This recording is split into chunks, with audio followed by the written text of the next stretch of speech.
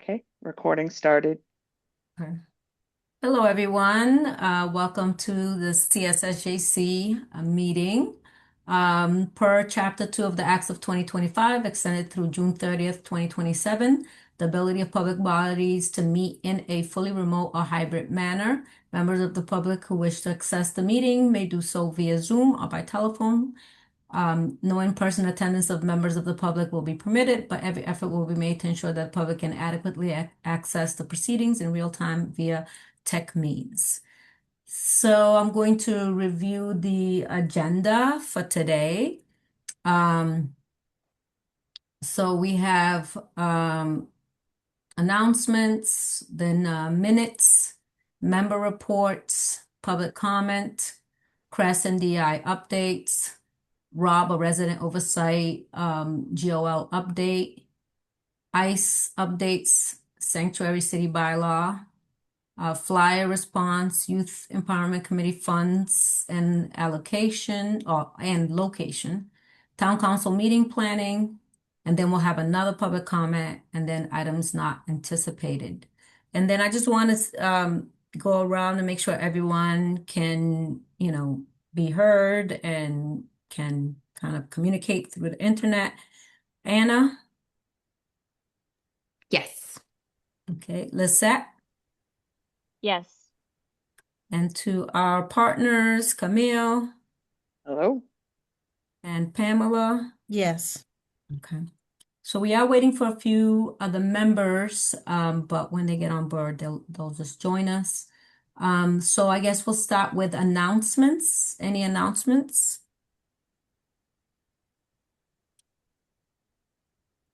I know there's probably be some announcements when DI, because I know there's certain events and everything, but I'm sure Pamela will clue us in when she does the DI updates. Okay. Minutes, we don't have any minutes for this meeting. The next one is member reports.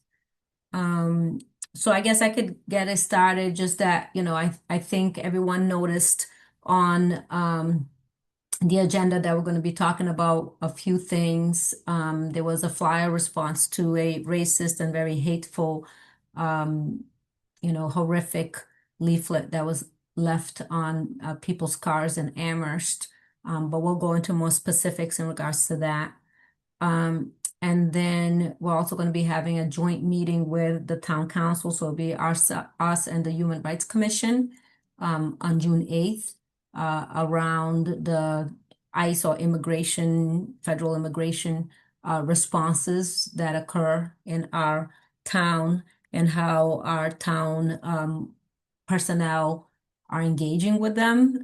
Since, as you know, there was order that the town manager did, I believe it was an executive order. Let me just make sure I say, yep, executive order. And then the town council had a resolution. So that's on June 8th, but we'll be discussing more about that on the agenda. Just to say that obviously because of that, these were two things that I was very much involved in during this past month, which obviously kept me and other community members very busy trying to make sure that all of these things, that there were, of course, responses. And I think the town did engage in responses to the hateful flyer that went out, and then as well as this joint meeting. But these were things that, of course, we wanted to make sure that we're focused on, especially in terms of protecting our immigrant neighbors that are residents in our town. We want to make sure that they feel safe, included, and that they know that they feel supported by us. So we'll be talking a little bit more about that. Any other member reports?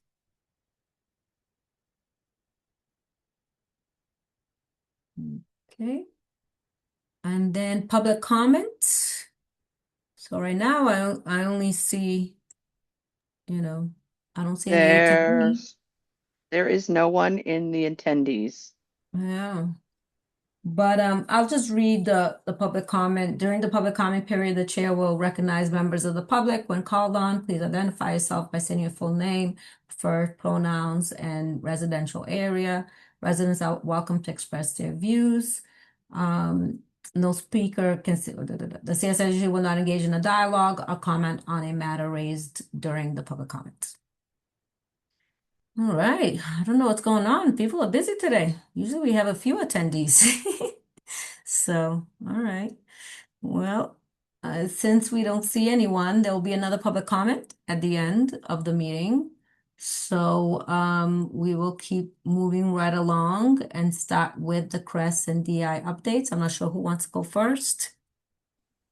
I'm gonna go first, and I'm gonna be unfortunately reading from my phone. I thought that I had printed out the packet for tonight, but it was not the most recent packet, so I have the DEI updates on my phone. So the first update is that Philip is to be congratulated. He was elected to be the vice chair of the Massachusetts DEI coalition. So there's a statewide coalition of DEI professionals, and Philip will be has already started serving as the vice chair of that group. We've, as you're aware, we've had 2 interns from UMass Amherst who are concluding their official work for this academic year. One of which is graduating. So Eileen Feliz is graduating and plans to begin her professional career as an English or ESL instructor in the Dominican Republic. So as a department, we'll be having lunch with her tomorrow to celebrate her achievements. We have nearly completed our department staff training for the year. We do provide training to all town staff on a monthly basis, basically from September through May. So our final event is coming up on the 3rd Friday. That event is scheduled to be a Jeopardy game that sort of reviews all of the topics of the last year. So that's coming up. Our final department training. So, as you know, we provide individualized training for each of the departments. Our final department will be fire, and that will take place over 4 days next week. We're really proud that the Black History Month panels that we created are having a second life at the Amherst Regional High School. They're on display in the library there, and they're, of course, available digitally on our website. Our final youth event is coming up at the end of May. It will be a career fair featuring an attorney, an engineer, a librarian, a firefighter, a nurse, an accountant, and an IT specialist, mostly folks from town departments, and then also an educator. I think Liz Haygood is going to be joining us, and Dr. Ete will be joining us from UMass as well. So that's coming up on May 27th. We've already had, I think, 8 students enroll, and we encourage people to register so that we can have a good head count for the food that we'll provide. Another event that we're having in May, actually a day later from the youth event, is a continuation of our Community Heart and Soul. We received a $10,000 grant from the Community Heart and Soul Foundation to continue and expand on the work of libertarian visioning. We have a core team established and that has 10 members: Vera Cage, Artie McCullum, Bonnie Eastman, Ray Harp, Sam Giffen, who's our communication director, Philip, myself, Aaron Jacques, who is in the planning department, and Sarah Gillespie. We met with the grantors, I think now probably about 2 or 3 weeks ago, and we're hoping to round out that core group with at least maybe 2 more members, someone who's affiliated with the schools and someone from the business community. Our Human Rights Youth Hero Awards are coming up in June. And they will be June 14th. That's a Sunday, I believe, at Mill River from 11 a.m. to 2 p.m. And as is customary, we will provide lunch for the people who are attending.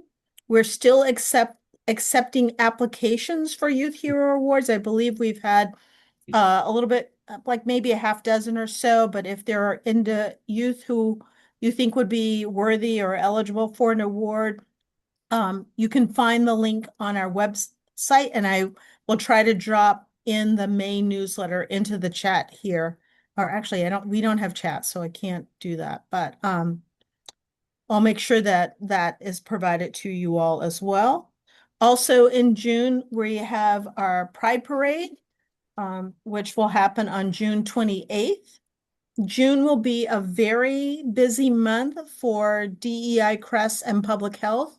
We have not finalized, so I don't want to go into a lot of details, but as 3 town departments, we are joining together, collaborating on a series of conversations or restorative justice circles or holding space, which we've titled Community Wellness and Resiliency Conversations. And those will take place over 3 Thursdays in June.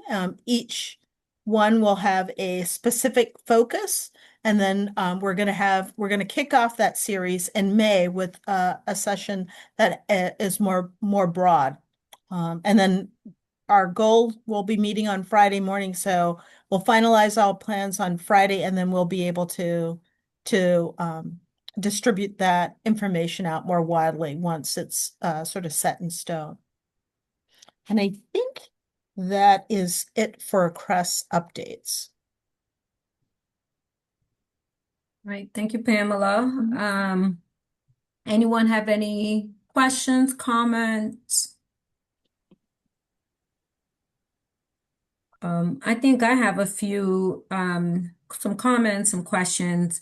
So one, yeah, I want to congratulate Philip for the, for being on the DI coalition. That's wonderful, because I think the more, you, Philip, and the DI department gets out there and connects with other other departments and collaborates with others within the state, that's great for our town, and showcases the important work that diversity, equity, inclusion, social justice has in our town. And especially given everything that's going on in the world and in the country, it makes DEI even more important during these, crisis times that we're living in. I also want to, thank you and Philip for the Global Village. You all did a great job with the Global Village. I know you must have had a great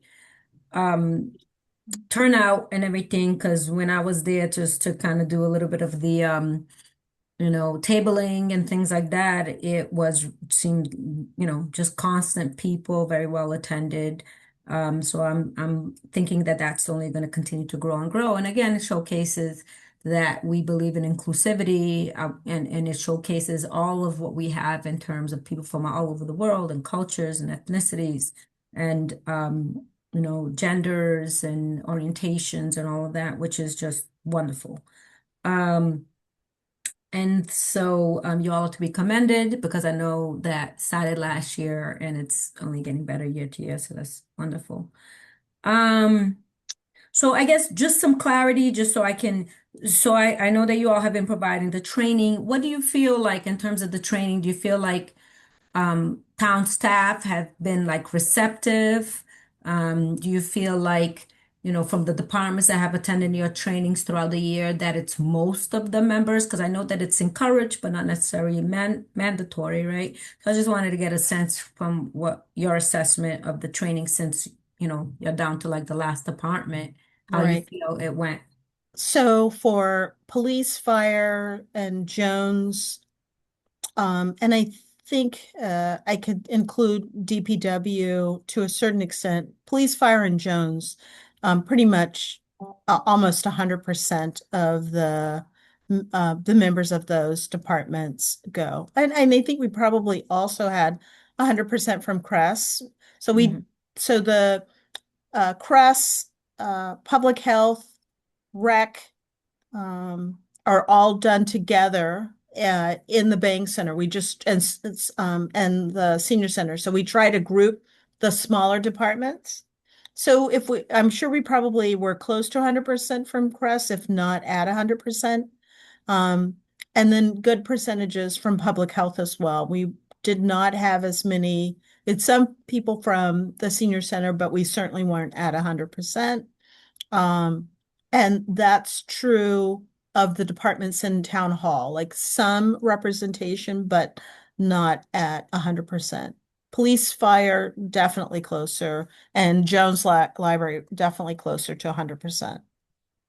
Uh, this year, the guys who are in DPW um, tend to feel a little bit like they're being singled out when they meet just at DPW. And I think they might interpret it as a punishment rather than as an opportunity. So in conversations with the DPW superintendent and assistant superintendent, we invited them to come to the workshops that we held for town hall. At town hall, we typically do 2 or 3 dates to give all of the departments flexibility so that staff do have the opportunity to come without it impacting the operations of the department. And we had great representation from DPW's water department and less from some of the other departments in DPW. We also, to be honest, I would say we had less representation from some of the town hall departments than I would like. But as you mentioned, these trainings are strongly encouraged, they're not mandated. To mandate probably require collective bargaining from the town, and we've chosen not to use that as a route. Um, so overall, I would say they're going fairly well. This will be second year of trying to reach out to department heads to ask them specifically what they think would be best for their departments when we do the individualized trainings. So I guess it would be 2 years ago, the fire department thought cultural competency would be great. And so we did it for fire. And then we also chose that to do gave that as an option for other departments as well. This past year, the police department thought that generational competency would be good because they have a group of young officers and then a lot of senior officers. And so generational competency was offered for almost all departments. The exception was the Jones Library, and they wanted us to do a workshop or training on belonging. And we loved it so much. It's our intention to offer that sort of townwide next year in the fall. And then we'll do something else different for Jones. So overall, I think they're going fairly well. All right, good. Good to hear that. And then just a little bit more clarity too, just so I have more of an understanding in terms of the Heart and Soul, the 10K grant, what are you all going to be? So is that part of like continuing the kind of liberatory visioning It work? is. Okay. So, Mm. one of the really difficult things is, we have a very limited budget, is trying to find a mechanism to do this work and to support it. And so now over a year ago, we found out about a private foundation there actually in Vermont. It's the foundation. It was created by the owners of the Vermont Country Store. And the goal of the foundation is to support small towns. So our first hurdle was to convince them that Amherst is a small town. And we said, don't include the students. We know they have an impact, but truly we are a small town. And so we applied for the grant. What the grant does, in addition to providing $10,000, which is not a lot of money, but I think the most important part of the grant is that they have a structure and a mechanism for civic engagement that has as its goal bringing all voices in and creating priorities based on positive outcomes for the community. So it created a mechanism for us to continue the work of liberatory visioning with a structure. Part of the recommendation of the grant is that you hire a part-time project coordinator. That position should be posted tomorrow. And so then there's someone really to hold this work and to continue to move it forward, in addition to Philip and I. So we're, you know, it's a matching grant, so there are funds from the town that are coming to support the position. Their methodology assumes that it'll take basically about 2 years from start to finish to actually have the project, up and running. We pitched to both them and to the town that we feel that we can do it in less than 2 years because of the work that we'd already done with liberatory visioning. Um, but it will be nice to have a methodology to follow. It'll be nice to have a project coordinator to sort of organize and push the work forward. And so we've had a little bit of a delay in getting the position posted because what was recommended as an hourly salary from the foundation was actually deemed to be low by our HR department. And so we had to go back and say, oh, we're going to need more money, and can we fund this position at a higher salary level? And all of that just got approved on Tuesday of this week. And as I said, we're hopeful that the position will be posted tomorrow. It's a part-time position. It's non-benefited, but it does create someone to really help carry the work and move it forward. Okay, great. Yeah, when that comes out, when you all post it, if you can share it with the CSSJC members, then we can get it out too. Because I know a few people that probably would be interested in applying for that. Because they're consultants, they're self-employed anyway, so something part-time would probably work well, Right. and they have a lot of really good experience in terms of like liberatory visioning and work and things like that. So yeah, if you could share that with us once it's posted, then we can get it out there. But yeah, but that's exciting because like you said, it gives you all this project coordinator, it keeps it focused. I think with that work, which was so great with that you all did with Barbara Love and everything, and continuing that. I think it's, one of the things that hopefully this project coordinator will do is also, just the kind of the promotion, and the marketing of it, especially to those who might not, have the access, let's say, to, I don't know how you all are going to do it, but like, if they need daycare or if the interpreting or whatever the case may be, to kind of make sure that it's really accessible so that we can get some of the other voices that we might not. I know there's a lot of folks that they show up to everything type of thing, but we will also want to get those that want to be there, but necessarily might not be able to get there all the time. So yeah, so that's very exciting. I'm happy to hear that. And then my last one was around the community resiliency. If you can just kind of clarify that one. Yeah, so actually, I have to credit Vera with planting the seed for this idea. So Vera, as I said, is on the core team for Heart and Soul, and the core team met with the foundation.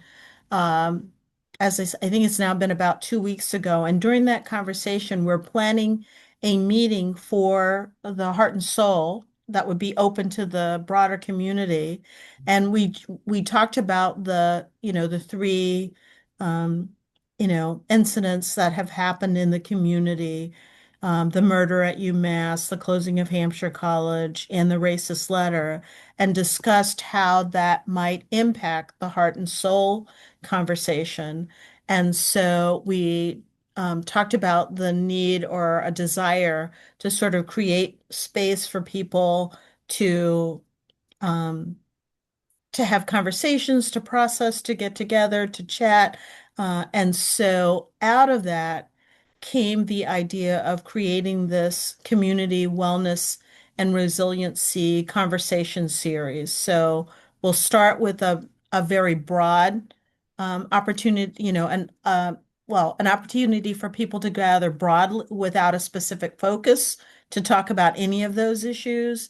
And then that will be followed with 3 dates where each of the issues will be sort of highlighted. So if you only want to talk about, X, Y, and X, you can come to X. If you want to talk about Y, you can come to Y.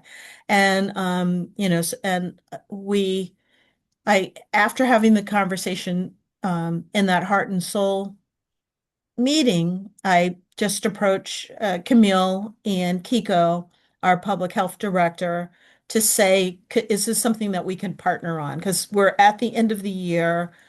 Most of us don't have any money left at the end of the year. So can we pull together our resources to do this, in a way that would have a meaningful impact for the community? So we met just last Friday to sort of start to pull this together. And I would say we're probably about 90% done. But we're going to meet on Friday to sort of finalize our plans, and then we can publicize it and push it forward. So Great. Oh yeah, that's wonderful because like you said, I mean, those three issues that you mentioned obviously has been, traumatizing for people on different levels, and I know that obviously as you stated, we're still a small town with the students or without the students. We're still a small town. It's still a very kind of town that we try to be connected to one another. So when things like that happen, it usually impacts different people, different groups in different ways.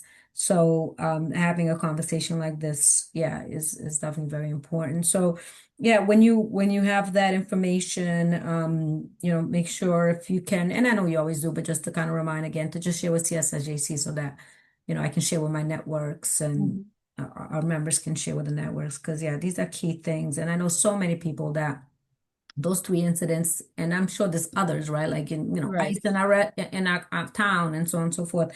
That just has people really in, just afraid or anxious or, traumatized and all of that. So having that space, the place to kind of talk through some of these things and process some of these things is going to be very important. So thank you. Yeah. So I know Allegra has joined us. Allegra, as you can tell, Pamela did her report, and we were just kind of asking. Well, like for me, I was just asking some clarifying questions. But everything sounds really, really good. But I'm done with my questions. I see Lisette has her hand up, so I'll let Lisette go. Hi, thank you, Deborah. Um, so I don't know, Pamela, if you have the answer to this. But I think that's really amazing to have that session. Like Deborah said, a lot of people have been impacted by this. And because it's a lot of people, that brings the issue of language barriers. So is there the possibility of translators being available for any of these sessions?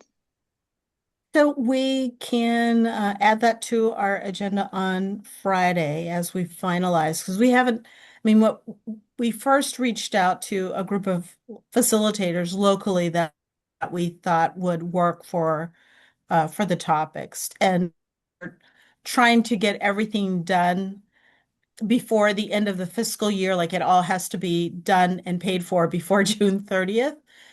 That was our first meeting, was really on, can we pull this together? How much money does it take? How much can each department contribute? And, let's reach out to facilitators and see if we can get dates and space, which are generally like the biggest hurdles for us. So we had that meeting, as I said, just last Friday, and then we're going to meet on Friday of this week to sort of finalize. So we can certainly add that to our for our agenda on Friday. In the past, we have reached out to the Translation Center at UMass, and we've been successful at getting translators. And I hopefully that might be the case again. I think timing is going to be the critical factor, right? Because we're trying to do this really rapidly and also cost efficiently. So if we can, we are certainly willing to do that. Yeah. Okay, thank you. Mhm. And then, in the same vein, and I know you all are trying to do things quickly, I get it. But in the same vein, it would be around like daycare, if there's a possibility to provide daycare, because again, it's the same with the Heart and Soul series. It's just about trying to get the folks that necessarily wouldn't be able to attend these sessions to see if we can get them there. Because with these most recent incidents that have occurred, a lot of times it is occurring to folks that, necessarily don't have the access to voice what's going on in their lives. And so, yeah, some of these things would definitely, hopefully, allow them to take part in this conversation. Any other thoughts or comments or questions for Pamela? All right. Well, thank you, Pamela. Really appreciate it. Thank you for all the work you all are doing. We really appreciate everything because, like I said, it is key right now. The sense of inclusivity, that's what we need, given, a lot of the comments out there, a lot of the, divisive kind of rhetoric that's going on in our country and things like that in the world. It's definitely will make a difference to have this type of inclusion here in our town. So thank you. Right. So before I leave, I don't have the current agenda in front of me. And I know that you have on the agenda the discussion about the racist letters that were distributed in a section of town. And I'm wondering whether you might be willing to move that conversation up because Camille and I worked with the Chief Ting and others in addressing that from the town. Or Camille, if you feel like you don't need me to stick around, I can go ahead and leave. I mean, it's if they want to discuss it now, I'm good with it. I think that, yesterday was one of the dates that there was supposed to have been some kind of gathering, and Chris was out in the community and there was none. And as Pamela had mentioned before the email and the town manager's message, that we had done a lot of looking into the group or the possibility of there being a group, and it was unfounded.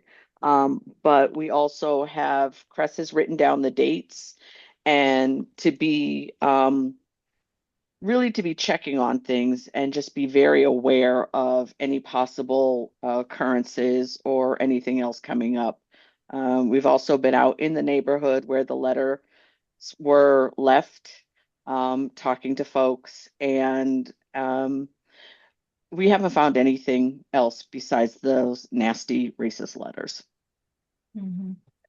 You all so just to kind of give a little bit of background and everything. So then, so some of the residents obviously that were impacted, contacted some of our members in CSSJC, very much, scared and afraid and wanted to know, what the town was doing. And that's why, I right away started, contacting with Paul.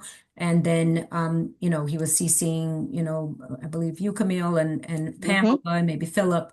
And so we began a correspondence throughout the process. And so, of course, I was, very glad that you all worked on that response and everything because one obviously was to investigate, right, to see if this was an organization that really occurred and I mean not occurred, that was, in that was established, right, an established organization. One, that was one of them. Two, it was really to kind of, and I think you all did say that in some of the correspondence that it wasn't any type of a video, like no cameras or anything to kind of capture, because that was one of the things to try to see, because regardless if there was an organization or not, there was someone out there that was leafleting, right? And obviously, whether it was someone or some people, that obviously is scary, to us Black residents in town, because that letter was very hateful, and went along with a lot of the stereotypes, kind of really denigrating Black people in our country, in our town, and so on and so forth. So, so it was kind of like to kind of figure out if there was a way to find out who or whom, in terms of how many people were out there actually doing those things. Because at the end of the day, that's, as some of our residents were telling us, it only takes one. Nowadays it only takes one person to feel that way, unfortunately, and then take it a step further, right, to try to possibly injure someone or something like that when they have that type of really hateful type of belief. Mhm. So yeah, so I just wanted to ask, I'm sure, I think, from the correspondence, it was saying that there was an investigation that, was done and continued to be, that you are engaging in one, but I just wanted to see Yeah. anything else around the investigation or anything like that. Right. So I can try, I should have actually thought about doing a timeline just to go bullet by bullet. But so the town was notified of the letter by a former member of a town board on Wednesday morning. And as soon as we received that notification, and it went out to several people, as soon as we received the notification, sort of reached out to the town manager, who then reached out to Chief Ting and sent over a police officer to canvass the neighborhood. And the neighborhood was canvassed for additional letters to see if there was, ring camera or other cameras available that might have caught the individual or individuals on camera. Um, all of the departments involved, so Crest, DEI, and the department all tried to investigate and determine if any of the people who were named in the letter or the organizations that were purported in the letter were legitimate or valid or active in this area. And through each of our searches, none of us was able to find an active organization. And the police searched their police databases and state databases, um, uh, uh, uh, the Anti-Defamation League, the Southern Poverty Law Center, all those places that normally um, monitor and provide list of active hateful organizations, or terrorist organizations, were checked, and none of the information in the letter matched or what could be corroborated by any of those sources.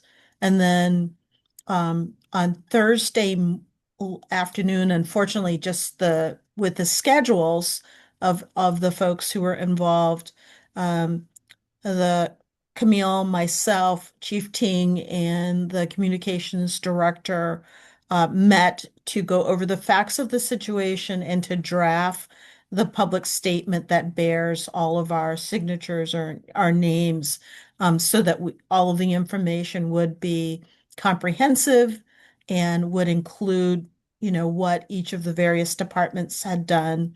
And so that's where we were, I would say through that the press release was done on Thursday afternoon. And since the press release, the Crest Department and the police department have continued to sort of monitor for activity. It is somewhat difficult to anticipate whether a group would gather for a rally or march, because there is no requirement that groups actually seek a permit in town to rally. The town common is the town common, and so it's open for people to gather if they chose to gather there. Most of the time, if there is going to be a gathering or some sort of rally in town, if the gathering or rally would impact traffic flow, or there would need to be closure of a road, then that is when there would be a process for notifying the town, because there would be a requirement that there would be the road would be closed, there would be a police detail. But if I wanted to create a rally around, I'm just going to make up, I want to rally around creating a day around sunflowers and to honor sunflowers. There's nothing that would require me to tell the town that I'm going to rally around that. I could simply, send out an invitation through social media or however I wanted to and gather on the town common. It's only when there is some disruption that occur that the town might get involved in. So if, people were um, littering, or if they were trying to block traffic, or if they were presenting a danger to other folks because of some other reason, then they would notify. But they're not required to provide the town in advance of advance notice of the event. And that, I think, has just been the long-standing practice of, how town squares have operated in New England historically. Um, there are, of course, if you were to look at a larger city like Boston or Cambridge, where people are constantly having rallies or protests or whatever, you might find that they have a procedure that's in place. But this practice of not requiring a permit is pretty common, I'm told, in small towns and communities across New England, and so that places us somewhat at a detriment to sort of to and trying to anticipate or what a person might do or what a group might do, because there's no requirement that they provide notice. So I just have a few follow-up comments, but thank you for that, kind of going into more specificity in terms of the steps you all took. One is I know that and I had mentioned it to Paul, that when the letter was sent out and there was, one that I was looking at on Facebook and I shared it with Paul, which is there was a lot of comments on the Facebook page that were very disturbing and concerning in regards to the commenters. Obviously, on social media, we don't know if they're from Amherst or they're not or anything like that. But it definitely, gave me, concern in terms of that. And I don't know what's the social media policy that you all have, if there's things that, especially if it's hateful comments, whether, that gets shut down or not, because obviously I don't think that that's a good thing to continue to, support and everything in the town social media site. And then which leads me, so that's one, but which leads me to kind of think, I know that you all are going to do a conversation, the resiliency conversation, but I think that all of this, right, really kind of puts the ball back on the town in terms of, yes, how do we, foster this inclusivity, right? How do we foster, kind of comfort for our residents, especially our Black residents, which is one of the, groups, right, that, CSIJC really focuses on, just because Black residents are usually put on the margins, but obviously all BIPOC groups, and all people of color groups. But just kind of like, what are some of those active steps that the town will do to kind of send that message, which is not just, okay, one obviously is being responsive, but then we gotta, which is short term, but also what's the long term kind of objective to address these types of hateful behaviors and beliefs. Yeah. So let me first start with the first part of the question, which is that the town manager did direct the communications director to review the social media post, and Okay. I believe to have a conversation with town council, and town legal counsel, not town council, but Yeah. town legal counsel, about what, if anything, could be removed. Okay. I have not followed that thread, so I don't know what decision, if any, has been made. My inclination is that it would be very difficult to do too because of First Amendment rights, unless there are specific threats of violence. Mhm. And as far as the second part of that question, I would argue from the DEI department that the work that we've been doing around liberatory visioning, the collaboration that we're going to do with uh, CRESS and public health are steps that we're taking towards that. I mean, no one can predict when an incident is going to occur, but we have been well, we initially trained about 10 facilitators, half of which were town staff, the other half were community members, to engage in the conversations that led up to liberatory visioning, which we called at the time Becoming Beloved Community.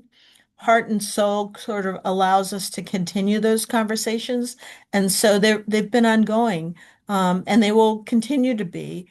I don't.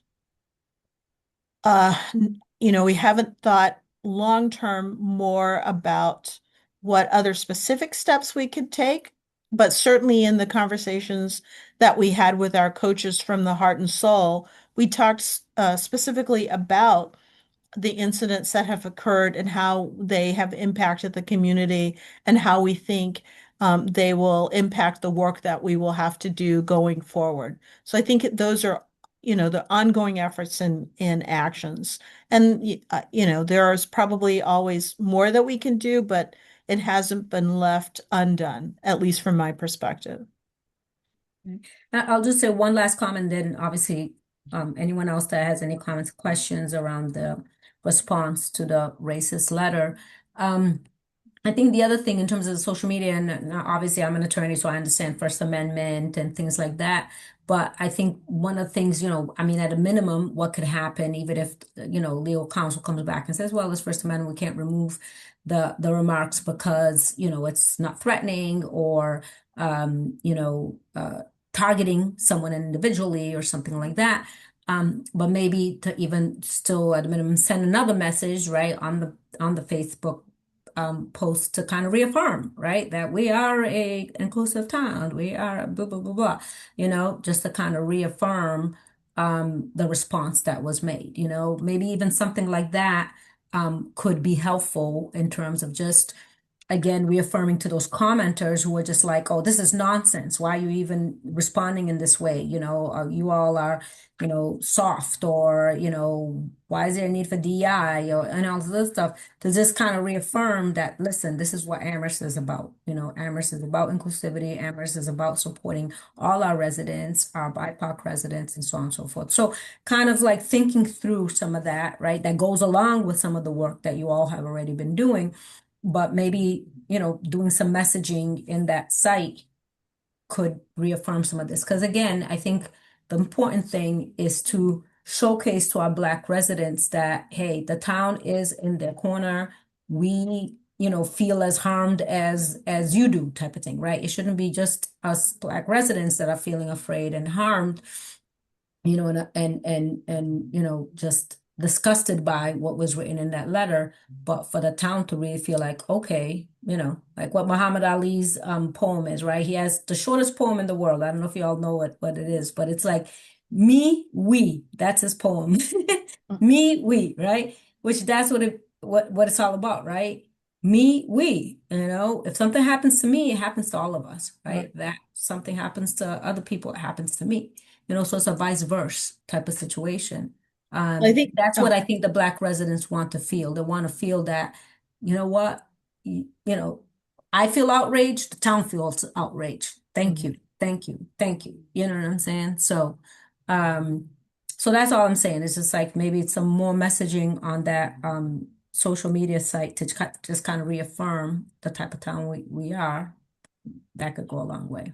Yeah, so I think Camille and I can have a conversation with Sam, but ultimately it will be, her decision about whether she um, does additional posts, but we can certainly express the Mhm. thoughts.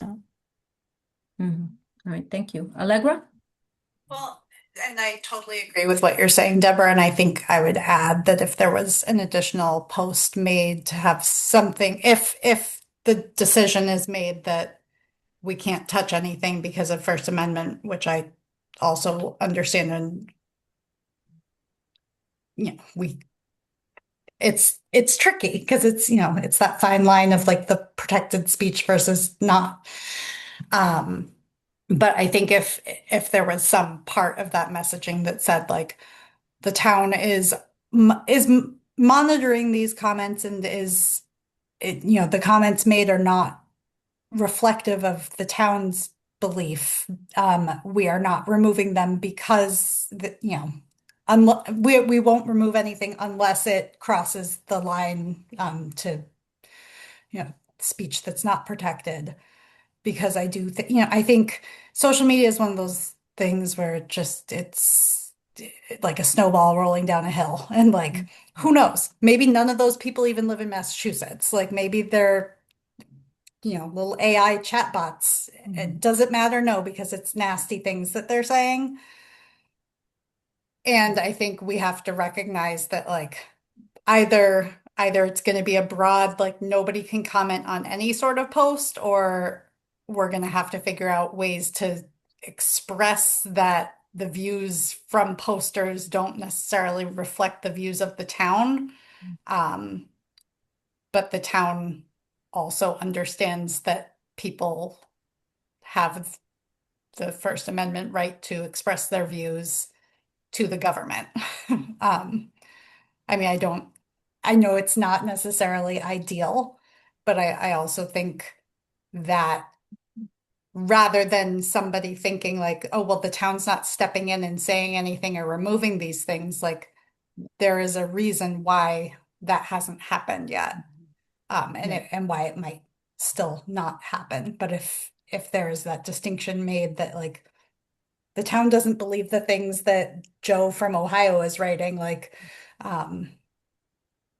maybe that repairs a little bit of the harm too. I don't know, but that's just another thought.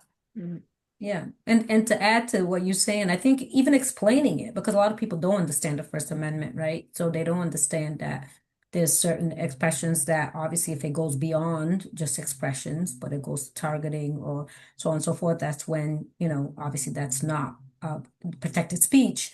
But even to add that in there, right? So that people, I think that's all people want to know. People want to know that, hey, like you said, the town doesn't support this, that, that these are not the thoughts of the town, but also kind of explaining, why possibly these are not being removed because it's protected speech, but just explaining some of those things would go a long way because a lot of people don't understand it. And we have to go from that basis that a lot of people don't. But what people do understand is, wait a minute, there's these really concerning comments and the town hasn't responded in any way. You know what I'm saying? At this point, right? So that's the only thing people are, kind of coming back to me, some residents coming back to me and being like, what's going on? These comments are still there, no response, so that's why we want to bring it up, just so you all can think through it, because I think a response is needed, even if it is to say, well, these are protected speech, but this is not the town isn't supportive of this type of speech, we are supportive of, and blah, blah, blah, blah, and say what you're supportive of and go from there, Well, again, I think we can definitely raise it with Sam and, Yeah, Mhm. yeah, I took note of it, so we can talk about that tomorrow. right. great, great. All right, other comments or questions around the response to the hateful letter? Sorry. I know Camille said everything's jotted down. I'm just gonna make a quick comment, in addition to what Deb said. Um, I too am in agreement that if the town responds in some sort of way to these online posts, it would set some sort of community norm publicly. It would display the unacceptable behaviors. I think that it would hopefully discourage any racist conduct. And also it can help build trust with the residents that are targeted, which I'm assuming, because I'm not too familiar with this incident, only based on the little bit of information he shared here, but that the targeted group were Black residents. Is that correct? Okay. Yeah, and let's say I can share the letter with you after, okay? Okay. Mhm. Yeah, so I think that a very clear statement from the town can reassure, this group that the town will listen and support and act on their behalf. And I think also that it would improve participation and reporting from these individuals, because who knows how many other incidents have gone unreported. Um, but yeah, that's all. Thank you, Lisette.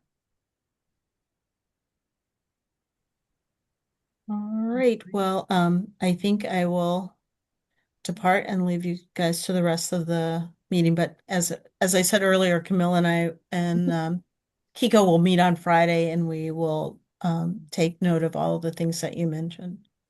All right, thank you, Pamela. Have a Sure. good night. Good Have a night. good night. All right, so now we'll turn it over to Camille for the CREST report. Okay, so in the packet is the Crest newsletter. It is also up on the town website. And there in the corner of the Crest newsletter, we also are on Instagram. And one of the things coming up, especially for youth this month, it's called Mayfest. It is a joint venture between Crest and the Jones Library. It's also been supported by the rec department. It's for students grades 7 to 12 on 3 Fridays, the next 3 Fridays, May 15th, 22nd, and 29th from 3:30 to 5:30, so right after they get out of school. And it is going to be about, we have its bridge building, there's going to be axe throwing safely.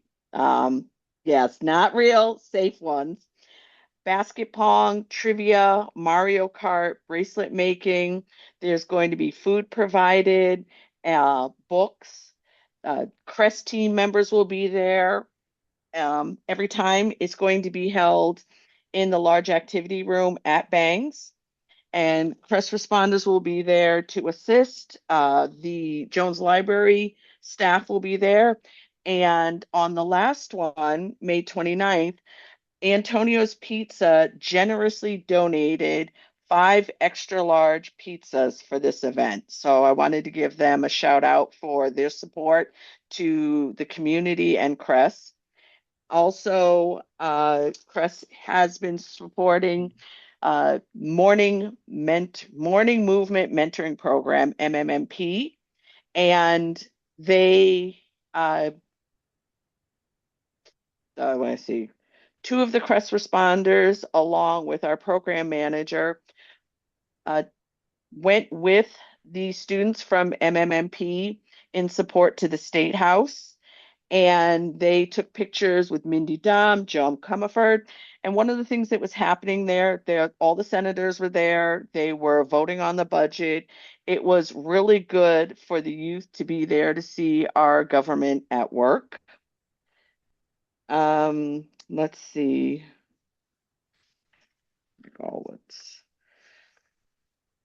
Crest is also going to be supporting Pride and Heart and Soul. We're also going to be assisting DEI with the Race Amity and Youth Hero Awards. So there's a lot of things that are coming up. Check here. Oh, so special things that are coming up, and I keep thinking today is Thursday. Friday is going to be our bi-monthly vet breakfast. We're going to be celebrating that this is the second year that there have been vet breakfasts. It originally started as a luncheon, and our senior volunteer, Eugene Herman, Gene, has been doing the breakfast now for 2 years in Bangs in the morning. And we're also going to be celebrating oh, his name went right out, Steve Connor, who is the Veteran Services Coordinator, who is going to be retiring. So this celebration is, dual pronged. Mindy Dom is going to be there. It's going to be at 8 a.m. in Bangs in the large activity room. There'll be tea, coffee, and we're going to get to have discussions about what the veterans are doing. We're going to celebrate, the veteran breakfast and Steve, and I welcome everybody to come out. And this last week I've been really busy, so this is why I didn't have a written report ready. Tomorrow is public safety for the finance committee, so I have been working on their questions. That will be tomorrow at 3:30 to 5:30. There is a Zoom link on the town website. You can all come and make public comment. I look forward to people coming to support Cress, and I think that's it. All right. So, few questions, from me, and then I'm sure other people have questions too. So for the Public Safety Finance Committee, you said it's tomorrow, 3:30 to 5:30.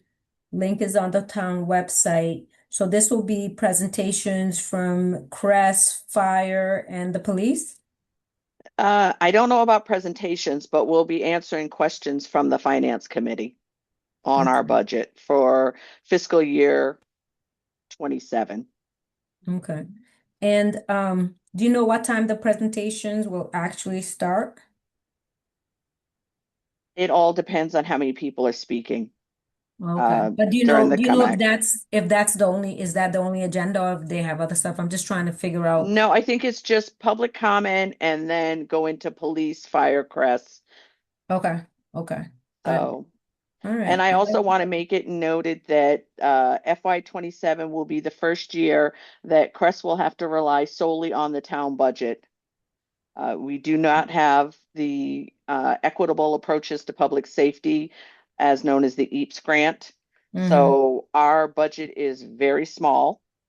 We highly depended on the EAPS grant for supporting our programs. And now it is going to be very different looking at the next year. And right now you all have the 6 responders? Yes. Yeah, 6 responders. And there's no perspective to like freeze any other positions or anything like To that. unfreeze the positions as it stands now, no. Mm. All right. And then but you still do have that program manager The until like, program manager, Dan Garcia, is only through June 30th. okay, so June 30th. Okay. And nothing in terms of trying to have an assistant director or anything like that, right? No, Okay. I am the one administrator in the department. All right. And then so for whatever reason, I wasn't able to find the Crest newsletter, and I know it's on the website, so I haven't gone to look there. But I just wanted to Mhm. check how are things going in terms of like dispatch, and have you all gotten more dispatch calls? Oh. So I can read you about the dispatch call. So, and I mean, in case people don't know, again, that we recently relocated to the lower level of Bangs. And for FY 26, which is July 1st of 2025 until now, Crest has self-dispatched to 573 computer-aided dispatch, that's CAD, and that's of 589 calls. The direct calls from the ECC, the Emergency Communications Center dispatch, were minimal, averaging one per week. There was one dispatch call between July 1st, 2025 to 12/31, 2025, and there have been 15 calls from January 1st, 2026 until today. The number of ECC dispatch calls equals 2.7 of the total number of computer-aided dispatch. Now that's CAD. Mm. One of the things to make note of is that the number of calls that Crest goes to, or a number of um, occurrences of things that we do on CAD, is small compared to the actual work that we do. So CAD are the computer aided dispatch are just the calls that we call into the ECC to tell them where we are going, to the Emergency Communications Center. So there are a lot of things that are happening in the community that while we're out, that are in our other reports that do not come up to the CAD reports. So the 589 is just what is reported through their system. Okay. So dispatch still is not that many calls, like you said, 2.7%. Is there, No, you know, 2.7%. yeah, 2.7. Yeah. Yeah, yeah, Mhm. 0.7%. Um, so is there any, and then obviously I understand that you all are doing other community outreach and community engagement, but is there anything, being done to kind of, you know, uh, communicate with dispatch, like more of an understanding for them in terms of what calls to send over to you all, because I'm sure there's a lot of other calls that you all could be responding to, um, that would benefit from a crash response as opposed to from a police response. Because like we've said in the past, having the police go, in and of itself is troubling to for many of our residents. So, and we've said this over and over again, and the police have said it, and the town council have said it, that Amherst is not an overly violent place.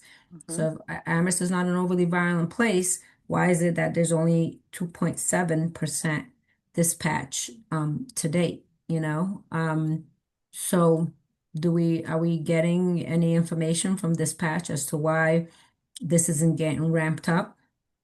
So the only thing I can say is that the Emergency Communications Center, they are utilizing a screening protocol based on what was provided by press. However, their final screening process were developed internally, and that is not, like, we don't know what their internal process is. Mm, yeah, well, that needs to be discovered so that we can make sure that this gets, like the numbers should be a lot more than what is happening right now. So, and And remember that's what we've talked about is, one of the things that this came about as I was, answering the questions for the financial committee. And because, while the ECC dispatch calls to Crest have increased and only representing 2.7 of the total calls, there's a significant opportunity for continued growth and expanded utilization of us. Yes, for So, sure. and that is Yeah. something that, I've talked about getting together and working on this. So, Yes, yes. And yeah, and that needs to happen, ASAP, because that was one of the reasons why we, when you last year when we went to present to the town council, it wasn't just to say, hey, this needs to happen in terms of, putting the protocols in place for dispatch, but it was for calls to actually be dispatched to Crest. You see what I'm saying? Because again, you all are being severely underutilized.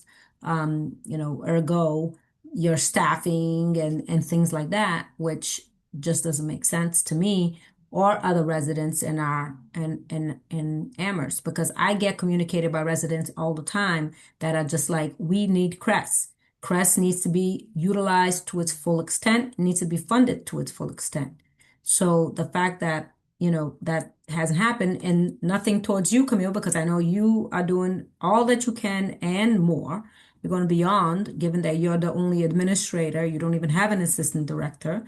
And, there's only so much that you can do. But there's other things that we have fought for in terms of CSWG and so on and so forth, and CSSGC as the continuing committee to make sure that Crest would be fully utilized. And so to hear that, this was, protocol was put in place in January, here in May, and these are the numbers. It's very disheartening and disingenuous on their end. Whoever there is, dispatch, police, I don't know who it is, that this is not occurring. So, but Allegra? So I just kind of wanted to add to that because what I like to do when the budget comes out is look at there's a page that has like the police calls broken down by category. And I believe it's for FY25, not FY26, so it's like a lag in reporting if I'm Mhm. correct. But I looked at the categories that correspond with CREST categories at this point. Not like all the ones we'd like them to respond to, but just the ones that have kind of a one-to-one correspondence with CREST type calls. And I believe it was Assist Citizen that from FY24 to FY26, 25 for police call for 911 calls actually doubled. So that's showing me that there are a lot of calls that Crest could be dispatching to potentially in a category that's comparable to what Crest now can dispatch to. So I'm just wondering what the internal, I guess it would be good to know what the internal process is that they're using to screen things out. And if we'll see a shift in that category to Crest responding versus APD responding, because again, it seems to be a big chunk of what you all are capable of doing and what we're intending for you to be doing. Mhm. And, I think that data really struck me that I was like, oh, that's like a double in that call, but it's not showing over on the Crest category that those, like how are they duplicating or Mhm. is it like, you know, is that number that big because half of them actually were like then Crest doing things or, I guess that would be another question is how are they counting the Crest like calling into ECC as their calls too? Or do you And understand that what is, I'm trying yes, to I do say? understand. So that is one of the questions that has been asked of me by neighbors is how the numbers are calculated. And I can only tell you how our numbers are calculated. And again, as I said, up to now it's 589, but those are the calls that are called into um, dispatch to be put into CAD. There are a lot of calls that, as we say, do not necessarily rise to calling in a CAD, like spending a significant amount of time with someone, helping them with housing resources, etc. Um, if it is a significant amount of time that sometimes gets coded into a CAD, and other times, if it's a shorter one, it doesn't. But it doesn't negate the fact that the amount of work that we're doing in the community is more. And I forgot to mention that I had sent you the CREST 2025 impact booklet. I sent it to all of your emails. That will be up on the website tomorrow. It was just finished yesterday. In fact, I finished it and sent it out yesterday. Um, and just one of the next to the last page is the community perceptions. And, our overall rating is like 52% excellent and 40% good. And our perceived effectiveness, 45% very effective and 30%, 33% somewhat effective. So we have very high ratings from the community. And, I'm very proud of that and the people that we have. So I just want to, not just talk about the things that are not so positive, but that even though we have not achieved what the CSSJC and the CSWG original impact studies showed, that there is a change. And something else that was brought up about was that how CRESS is, let me read here. So there was a question about how CRESS and appears, some of the things like questions about being a social service agency.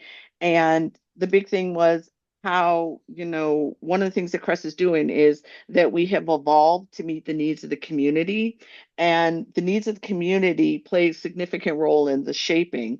And the difference being that, whereas most people who deal with the police deal with them on a one-time basis, they have a problem, they deal with whatever the problem is, and that's it. CRESS responders are able to dedicate a significant amount of time that to understanding underlying factors contributing to a crisis or concern, and are able to provide supportive, service-oriented interventions aimed at long-term stabilization and connection to resources. So this approach helps reduce repeated calls for services while strengthening trust and community relationships. And one of the things is that alternative response programs are recognizing and responding to these same gaps in traditional safety systems. So the role of a community responders has expanded beyond its original vision, emerging as an essential component of a comprehensive public safety framework. And that CRIS has become a critical bridge between emergency response, community support, and long-term coordination.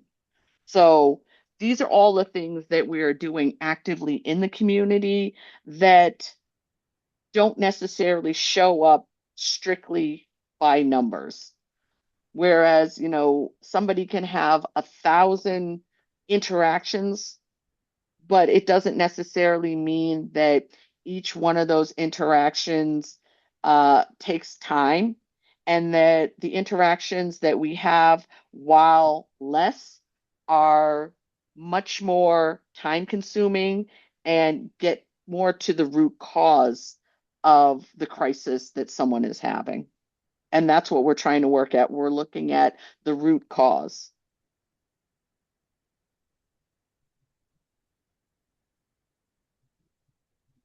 I appreciate that, Camille. I think one of the things that has come up over and over again in conversations is kind of like the idea of social services versus public safety. And I think that they're so intertwined. I mean, just kind of sitting from my perspective, seeing people coming into the courthouse and seeing the high percentage of crimes of necessity in terms of like trespassing because you don't have a place to go and then you get arrested, or shoplifting because you need something to eat and then you get arrested. And while you might not conceptualize getting a person a ride to a food pantry as public safety, like that It's act of diversion. getting somebody the resources that they need diverts from a criminal response, diverts, from a crisis of maybe mental health because you don't have your needs met. So I think, I continue to kind of conceptualize it in that sense.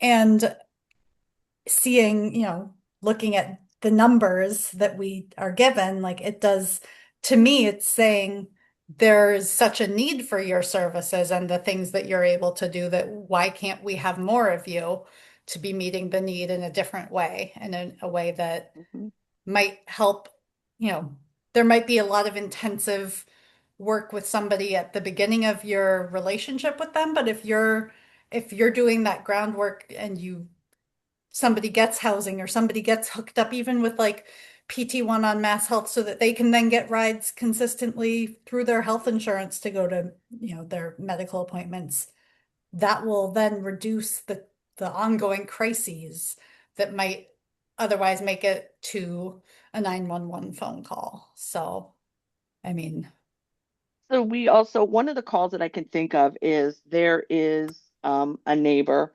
and their family member out of state was calling the APD quite often because the family member here, the neighbor here, was telling them that they were having difficulties in an assisted living or a home that they were in. And APD was going out there and seeing what was going on. But Crest was able to go out there, meet with the elder, discuss what was going on, and even the folks staffing um, were very happy with how we're able to spend a few more minutes to understand what is going on, and also to be able to sit back and call that family member and let them know that their loved one is taken care of. They are fine. And now they will start calling us directly instead of calling APD. So that is, again, that's diversion. Those things aren't necessarily counted as such. So now I'm trying to make sure that when we're having these conversations out in the public, that folks understand that's what diversion looks like. Helping somebody so that they don't need to call 911. Yeah, and I mean, and I think again that it's an and both, right? Mm-hmm. And obviously all of that in terms of all of the help that you all do that necessarily isn't like a dispatch call or what have you in terms of that sense of like public safety, alternative to public safety. All of it, of course, is extremely important. Um, and yet though, it's just like, we still need the dispatch and the APD because dispatch is through APD to do what Mm-hmm. they need to do, which is the dispatch calls. Because again, bottom line is though that we are trying to, um, you know, be supportive and really listen to our residents, which our residents don't want to most often have to deal with the police if they can avoid it. They want to Mm-hmm. deal with someone like, like a Crest responder, as opposed to the police, because it's totally, like you said, you all have totally different missions, Mm-hmm.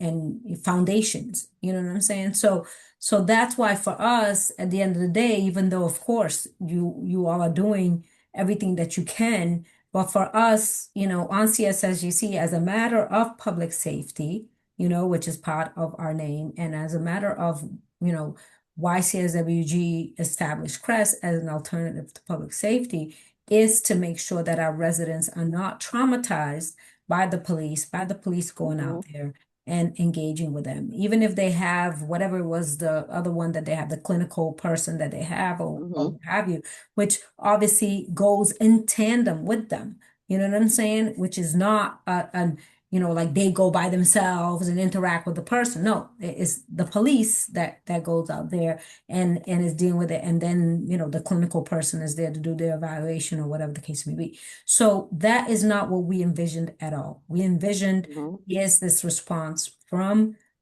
CREST to be the initial response. And there are, like that's why you all did the whole protocol and all of those things. There's a variety of different incidents and well, incidents that Crest could respond to, right off the bat and don't need police involvement, period, period.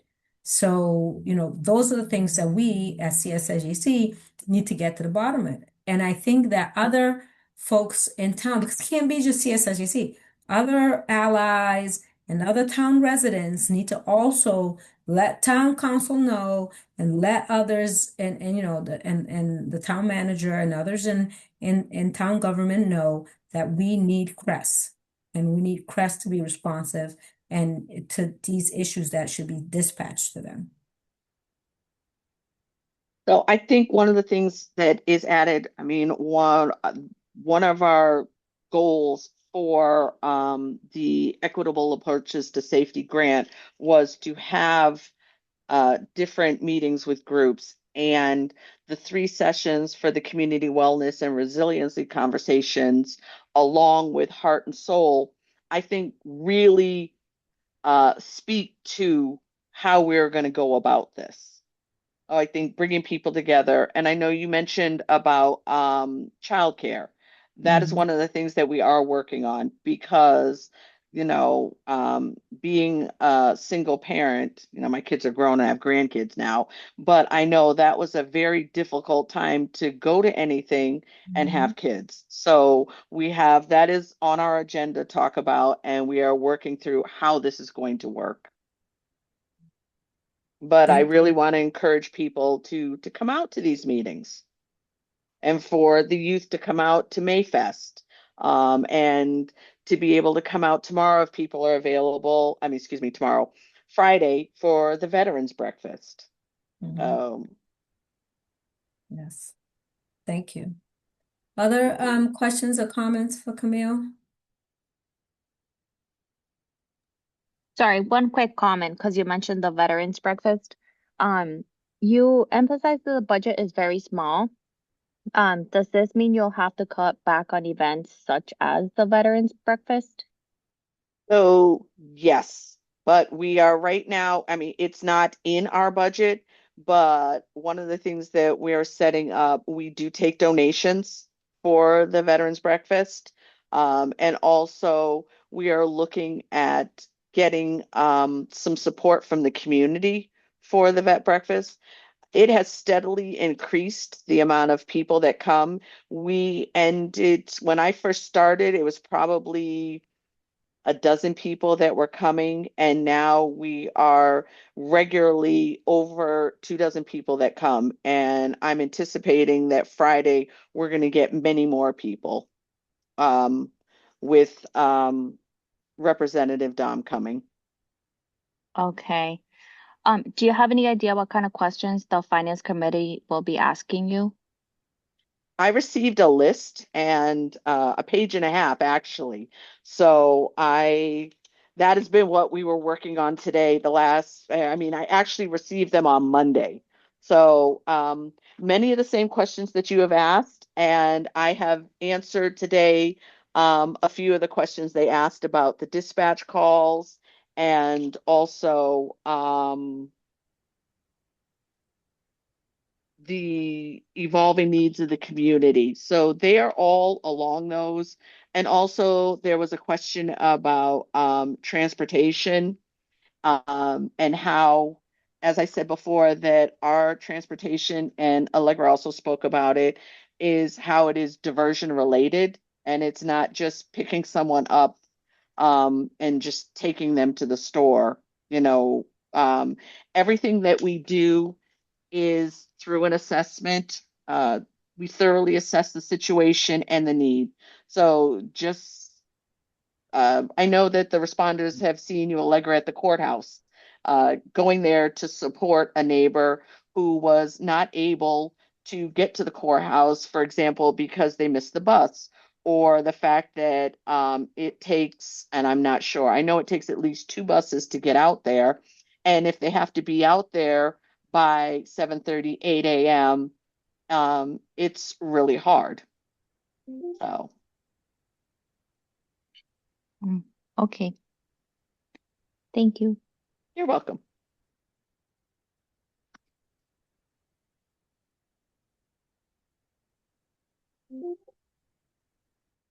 Right. So, any other questions for Chris, for Camille? All right. Thank you, Camille, for engaging with us and answering our questions. Good luck tomorrow. I know I was at the last one, and it's difficult that, you had to go by yourself while, the police department, Chief Ting had himself, and I don't know if it was 2 or 3 other people there that are part of his command staff. So, which just kind of showcases right away, the fact that you don't have equitable funding, for the incredible work that you're doing, the critical work that you're doing for the community. And CREST is a critical need for our town.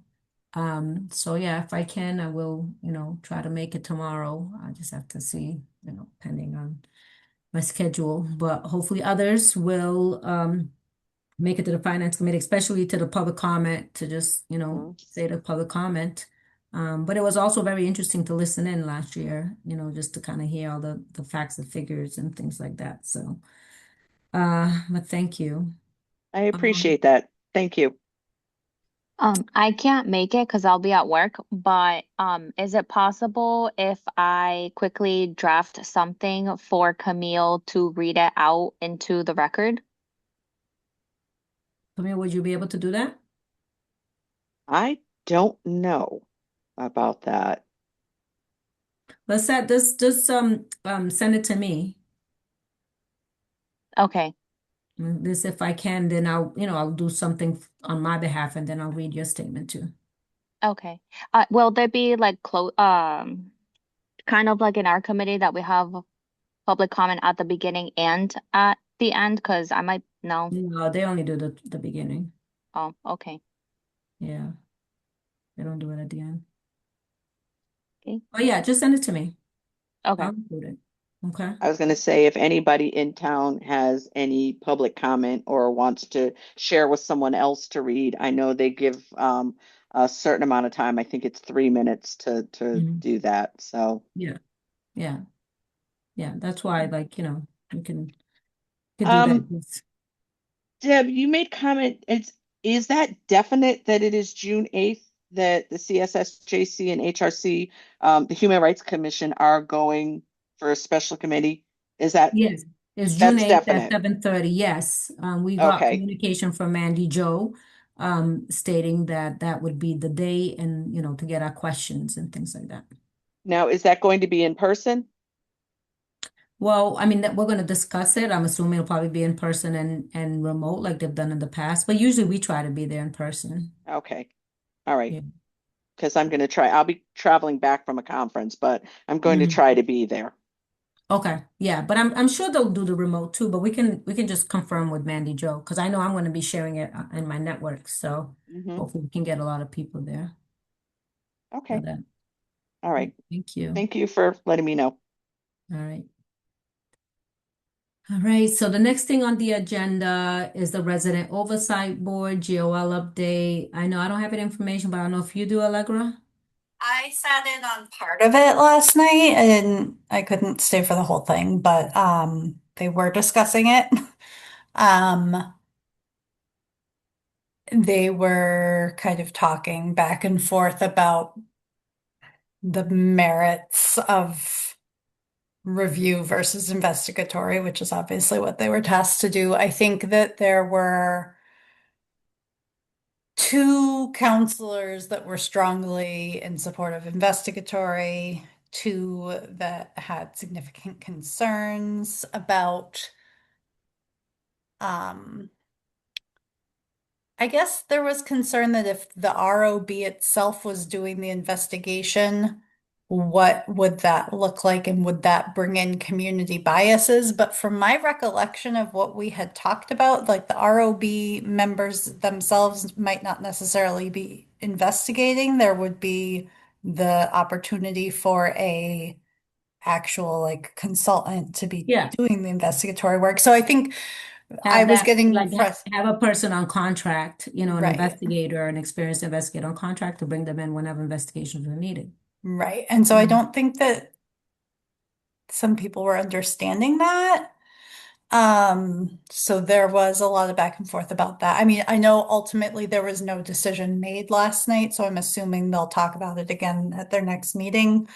Um, and I think the other thing that people were getting kind of hung up on was the idea of discipline and whether Rob would just be making the recommendations or actually like delivering discipline. And again, my recollection and understanding was that it would ultimately be up to the police chief to discipline,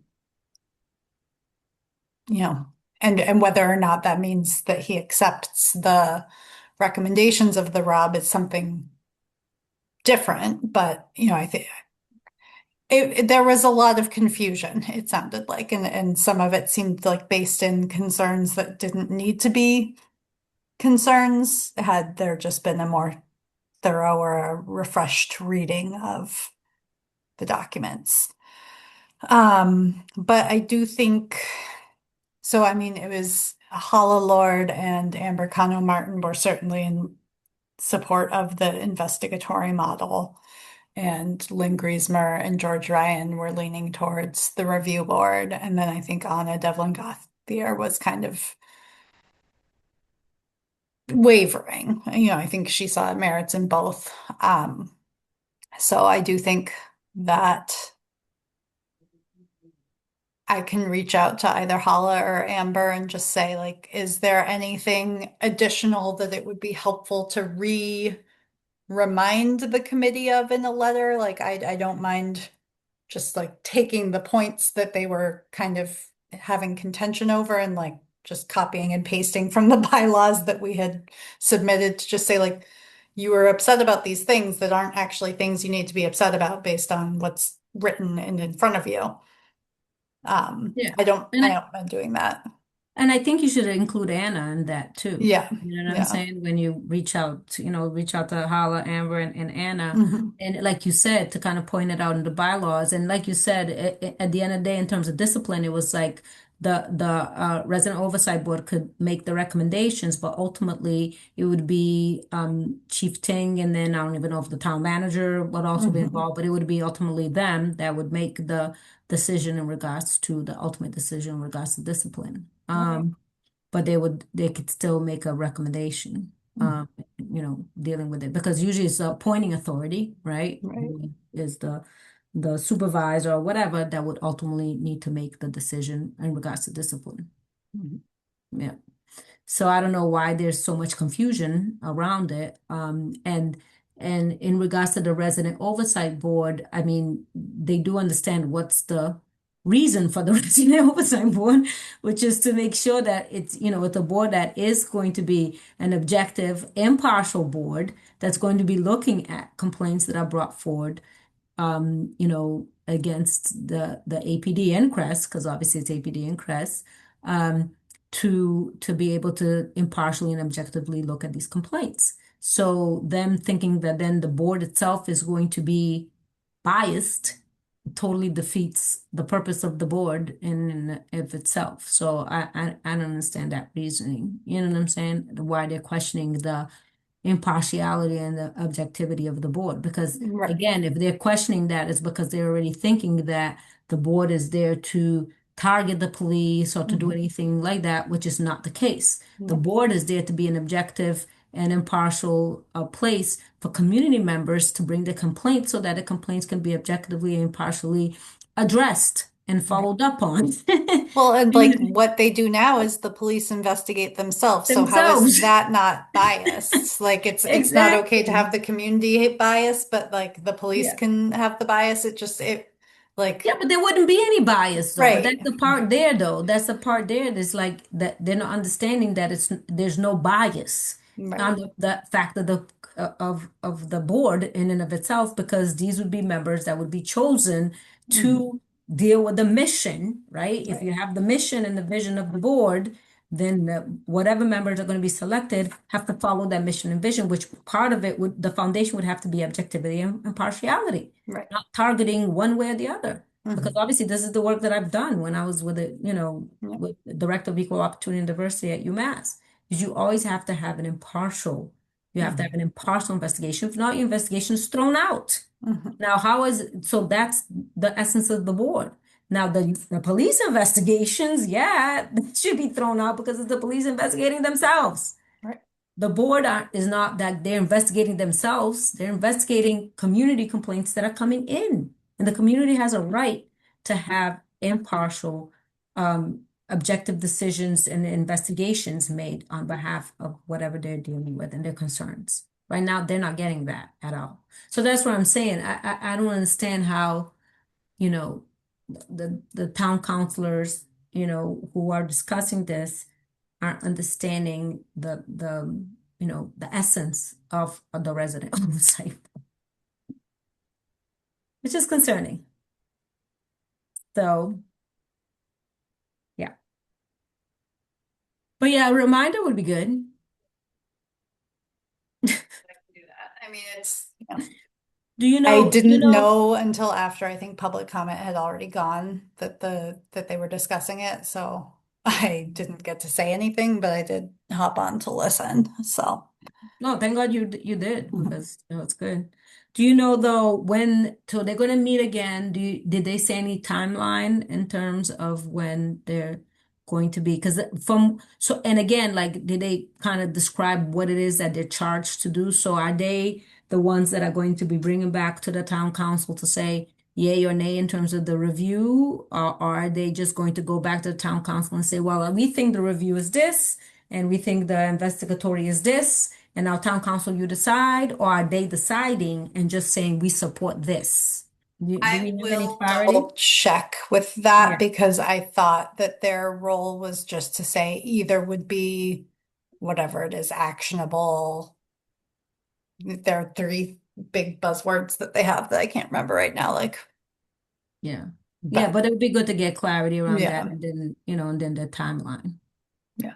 Because I believe that they meet the second and fourth Tuesdays. So then it would be in 2 weeks again from yesterday. Okay. But I will clarify that that is going to be on the agenda again. I'm assuming so because they didn't come to Yeah, a determination. So okay. Right. Okay. All right. Any other questions or comments?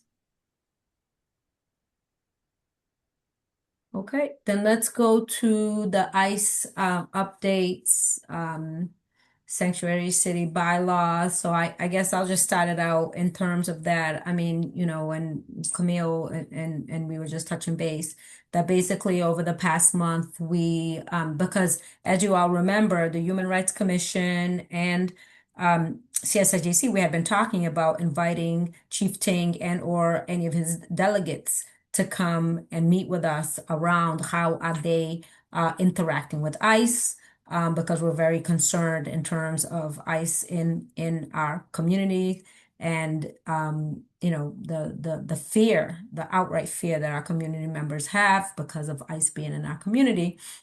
And so we wanted to know, especially based on the fact that the town manager has put out an executive order and there is a town council resolution.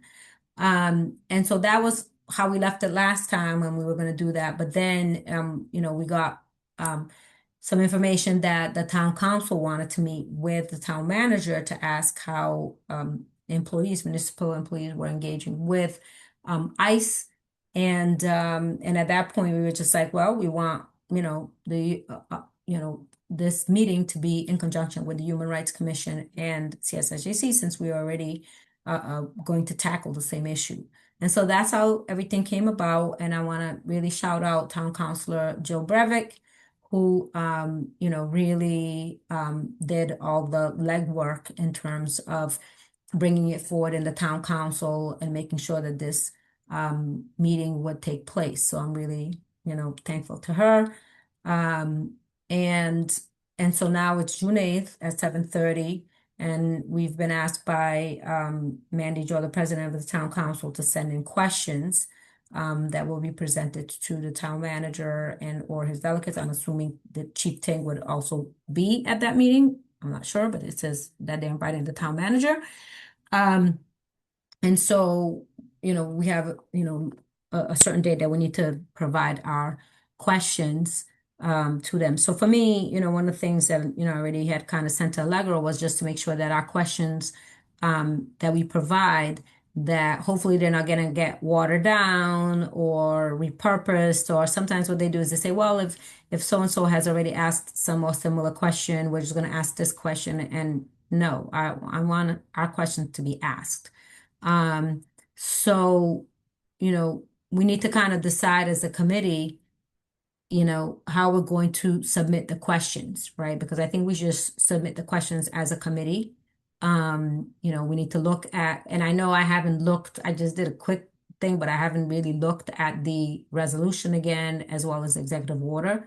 So we need to look at that and then craft our questions based on, that, and then any other information that we have in terms of, ICE activity in our town and any other information in terms of how town employees have been interacting with ICE. So we just need to, what was the date that I think it's May 25th that we need to get the questions that sounds right. Yeah, and I was thinking like what we could do though, because May 25th is like Memorial Day, is to maybe try to get the questions to maybe Allegra and I by like 21st, so that then we can get it to Mandy Joe by the 22nd. So that we're not messing with Memorial Day weekend, because I know everyone's going to be doing their own things, their family activities. So we need to kind of, those will be kind of like the deadline dates. But yeah, Anna? Hi, thanks. I was wondering, so I think I'd mentioned at our retreat that I'm also part of the Luce Hub, and which is mostly people who have been trained as ICE verifiers, and are able to respond, and we've been doing work around that. And I would love to loop in especially the hub leads, who have been in a lot of contact with the Pioneer Valley Workers Center and the other sort of local networks around ICE activity, because they are pretty well informed, both about what's been happening sort of in the general area and kind of what to be watching out for. Yes, yes. No, that would be incredible. Yeah, I think if you could, because obviously we have to, you know, um, just kind of, if you find out information, if you can send it to Allegra and I, sure. and then that could kind of go into us kind of getting the questions. Maybe what we could do is tweak the deadline then, because I think what we should do is like maybe let's say like by the 20th, everyone sends the questions in, and then we can, Allegra, maybe me and you can just like coalesce all the questions and then send it out to the group, see if there's any other tweaks, on the 21st, and then the 22nd, we get it to Mandy Joe. So that people can see, okay, these are the questions that we're going to submit to the town council, so everyone knows what we submitted to the town council, and they have a little bit of an opportunity if they need to tweak anything. Folks think that works, because that gives us a week, Yeah, no, I think that makes sense. And I think I also have been in touch with some of the people who were sponsors of the resolution. So I know they are working on a list of questions too. Right. So that either we can amplify Yeah. those questions or make sure we're not just saying the same things, like No, and that's both great. and yeah. Because yeah, the folks from the resolution, they can send it to us too, Mhm. because then what we could do is, tack onto it or whatever. We don't have to reinvent the wheel. I think we're Right. all on the same side on Yeah. this. You know what I'm And saying? Yeah. the June 8th meeting will be open to the public. Yeah. Yeah. So Will there yeah, also and be a one, comment period that people can ask their own questions, or well, public comment, they yeah, can comment, they yeah. can make a public comment. Yeah. But as you I, know, yeah, as I no, said it out loud, it kind of, yeah, yeah, clicked. they But there will be they don't a have point to, for that, yeah, they yeah. don't have to respond to public comments or anything like Right. that. So, but it's still good for But there people will to be make, still, yeah. yeah, Yeah. it's still good for people to make public comments, but it's just that, yeah, no one has to respond to those. But obviously we do encourage the public, and that's why we want to send this out in our networks. We do want to encourage our networks to attend and make public comment, right? Even a public comment around how supportive they are of our immigrant neighbors, and that goes, a long, long way. Besides, if they themselves have questions and things like that, they can always pose it. It's just that they won't get an answer through the public comment. But before I forget too, in terms of the June 8th, so what do we want to do as a committee? I mean, usually we do try to go in person. I know I'm gonna be there in person. What about others? What are you all thinking? Yeah, I'll be there in person and see how many people I can get from Luce to come as Yeah, well. 10. Yeah. Great. I'll be in person too. Okay, perfect. And Allegra, the same with you? Yeah. All right, perfect. So then we just have to see Everald, Erica, we'll see, because, I don't know if you all know, but unfortunately Erica's mom passed away recently. And so, she's obviously dealing with family right now, and our condolences, and my condolences to her and her entire family. So we'll just need to check with Erica and then let Everald know. And then we have a new member, Bridget, which and hopefully I'm saying her name right. I'm not sure if I am, but that hopefully we can reach out to her too to see if she wants to attend in person. Um, but okay, at least all the folks here on the meeting today will be there in person, and then we can, I think through email, we can also figure out how we want to do it. But we do need to ask questions, Allegra, of Mandy Jo in terms of, okay, our questions. Are we posing our questions? You know what I'm saying? Or is the town council posing our questions? And then also, I want to have an ability to, if the town manager or any of his delegates don't respond to the question fully, I want to have a opportunity to ask for clarification or follow-up question or what have you. You know, it needs to be a conversation. It can't just be, well, these questions and that's that, you know? And they respond and then what? Then nothing. So we need to ask Mandy Jo those questions so that we get some clarity. You know, I don't want a dog and pony show or anything like that. That's not why I want to be part of this. I want to be part of this because I'm worried about our immigrant neighbors, and we need to actually engage in a conversation as to how our town employees are engaging with ICE. That's what I want to know. Period, point blank. So. All right, folks. So by the 20th, please send your questions to Allegra and I. If you all have in the meantime, so yourself and Allegra, maybe we can have some email conversations just around information that you all have, because that could help us formulate some questions. Please look at the resolution as well as the executive order. And so by the 20th, send your questions, and then Allegra and I will kind of like, you know, put those questions together, send it to you all on the 21st, and ask for any tweaks by the 22nd at 12. What do you think, Allegra? By the 22nd at 12 to get any tweaks, and then we get it to Mandy Jo after that. And then for Mandy Jo, I guess when we send her the questions, Allegra, we can ask about, okay, what's going to be the format for the meeting and what our expectations are. I want to tell her what our expectations are and then see what she says, you know, because I'm done playing with the town council and being like, oh, yeah, whatever you want. No, they're people just like, you know, we're people, you know, they're residents just like we're residents. You know what I'm saying? And you know, and this is too important an issue to be like, you know, what is it, walking on eggshells around them. No, I'm not doing it. So And I any would other also just questions? say, like, maybe we should also make sure that Hala as our liaison and Jill as the champion of having this be a joint meeting have the list as well, just so that, you know, duplicates are always helpful. Yes. So what do you suggest? Do you wanna also include them like once we have maybe we'll Yeah. include them once we have the questions and things Yeah. like that, and yep, okay. Yeah, I that's a could say good. we, you know, we could just CC them on the email that we Yeah. send with the questions and say we're including them as our liaison and as the person who pushed for us to be included in the meeting, so that we're being transparent about why, you know, why those Yeah, names are there. But exactly. No, I like that. Perfect. Mm-hmm.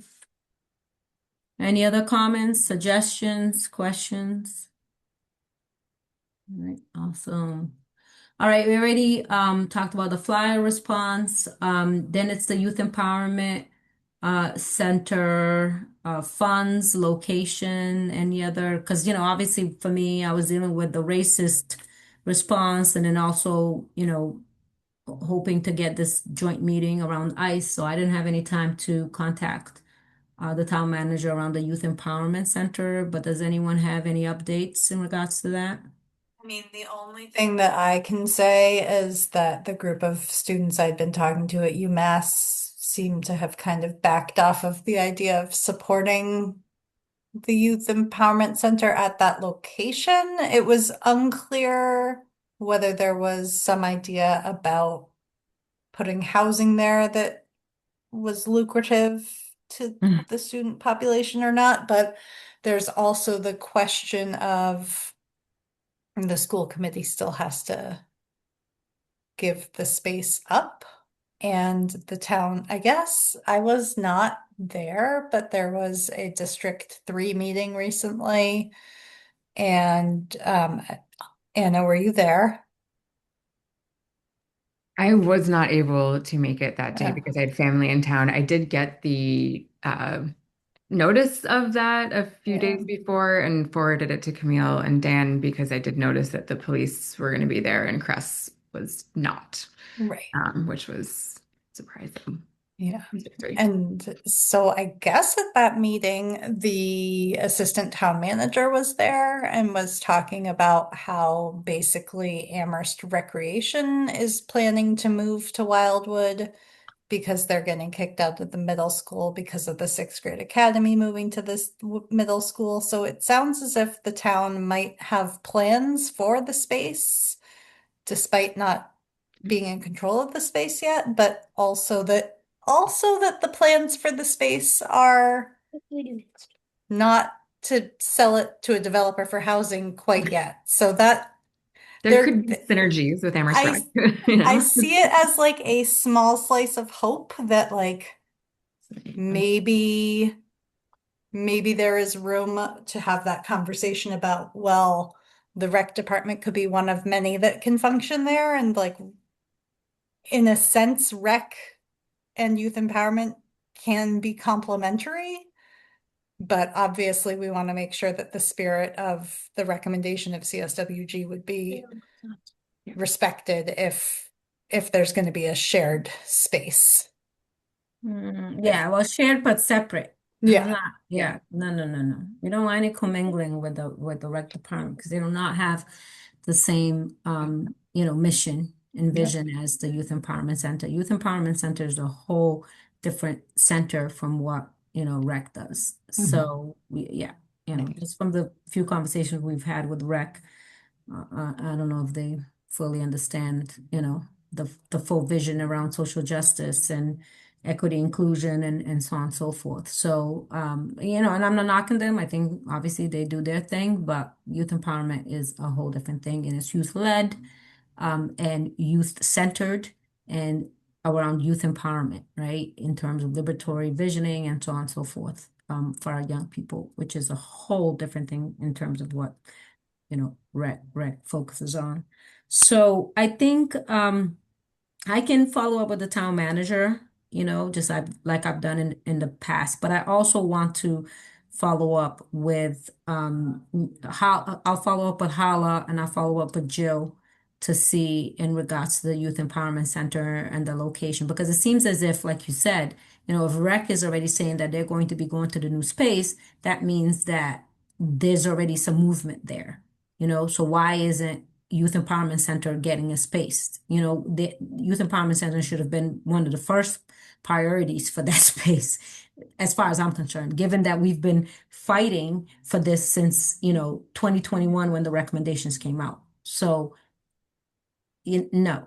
You know what I'm saying? We need to make sure that this thing, and from the last communication that I had with the town manager, that's what he's saying, that the town council are the ones that make the decision and earmark. And as we know, those are one of the things that we were going to talk to the town council to ask them about location and establishment of the youth empowerment center and that use of that $450,000. So, I think I want to follow up with the town councils and the town manager. So I'll do that in regards to the Youth Empowerment Center. Do we know of any deadlines, anything coming up in regards to the Wildwood location or no? I didn't see anything. I mean, I'm trying to remember where I saw, maybe it was in the town manager's report that like there would be a conversation about it, but it also seems weird that then at a public meeting, the assistant town manager said like we have a plan for the space, even though we're gonna be going through a community planning process. So Yeah, that's exactly. what they do though, right? Like a Yep, that's study what they that they put on do. the shelf and make their own choices about. Yes, yes, that is what they do. So frustrating. Um, So town council meeting planning, one of the things that when I was talking with Jill, around, and the fact that she championed having the Human Rights Commission and CSSJC to do the joint meeting with town council. One of the things was to see if we could also just tack on some of the other recommendations that we wanted to talk to the town council about and to talk about it on the June 8th. So I didn't hear anything else from Mandy Jo, so I'm assuming that that's not what's going to happen. But I think, we need to get some clarity around that.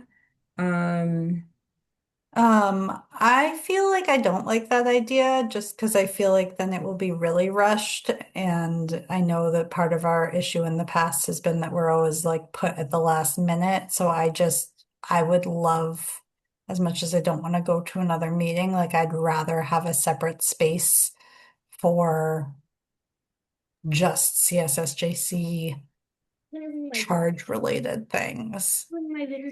Seems yeah, like the only thing, having them have to answer more than once is probably a good thing. Like spreading it out yeah. The instead only of thing with that though is just that remember we had this whole timing thing of trying to do it, June 1st because of the budget, so on and so forth. So that was the only reason why Jill and I had talked about tacking it on to the June 8th because it would be a special meeting anyway. So it would be on ICE and then on our recommendations. So those would be the two topics. I don't think anyway it's gonna happen because you saw from Andy Joe's communication, it doesn't seem like they were gonna be doing it anyway. But that was the reasoning around it was just so that we could talk to them now, as kind of decisions are being made around the budget.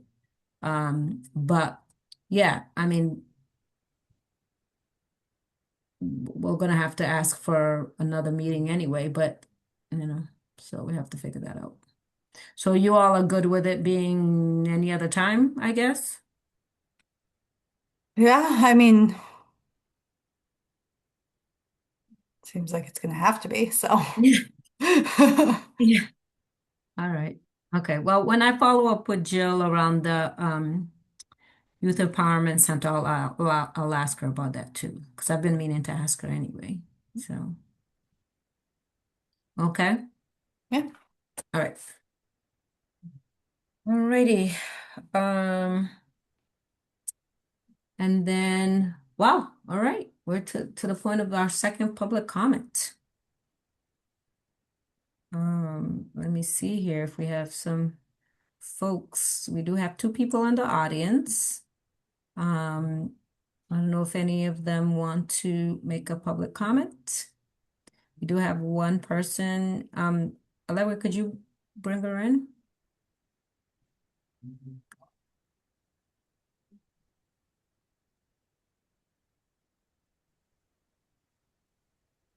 Good evening. Can you guys hear me? Yes. Okay. First of all, thank you all for your time and for this committee. Thank you, Deborah and Allegra in particular, for your leadership. So I just have a few comments. I will start with an announcement. So the Juneteenth celebration will be happening on June 19th at St. Bridget's Parish in Amherst from 3 p.m. to 6 p.m. There will be free foods, entertainment, marketplace.